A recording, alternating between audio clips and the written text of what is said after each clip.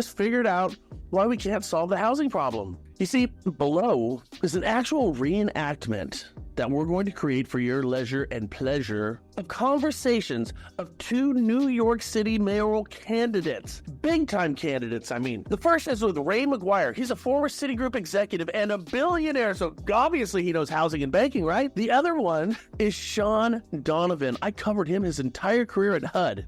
Yeah, most notably, he was known for running HUD under Barack Obama. Get a load of this. Good morning, Mr. McGuire. Thanks for coming in. Yeah, you bet. Thanks for having me. Yes, thank you. Do you happen to know the median sales price for a home in Brooklyn right now? In Brooklyn, huh? I don't know for sure. I would guess it's around $100,000. It's $900,000. Oh, Now, this is Sean Donovan, and he was the damn secretary of HUD. He literally ran housing under President Obama. Now, here's his answer. Smartly reenacted, of course, for your amusement. Thanks for being here. Thanks for having me. Thank you. And please just answer this to the best of your ability, obviously. What is the median sales price for a home or apartment in Brooklyn? Brooklyn, that number it's gone up. It depends on where in Brooklyn. Just the average for the borough. The median. It's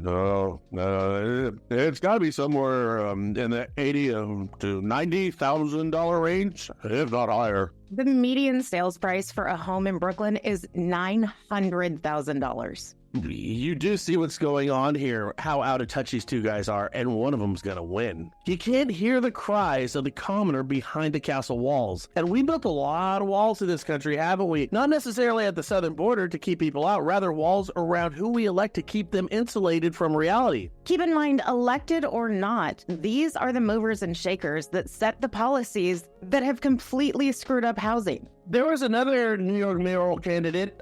Here's who we need. Remember this guy? It's Mr. McMillan. Would you like 30 seconds more? Allow me to introduce myself. I represent the rent is too damn high party. People are working 8 hours a day and 40 hours a week to some a third job.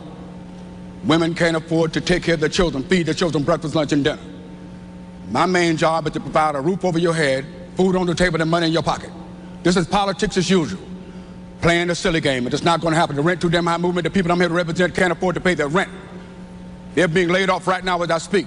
They can't eat breakfast, lunch, or dinner. Listen, someone's stomach, child's stomach just growled. Did you hear it? You gotta listen like me. Okay, let's Mr. talk McMillan. about the issue. Mr. People can't afford Mr. to pay their Cuomo, rent. 30 seconds for you, sir. Rent is too damn high.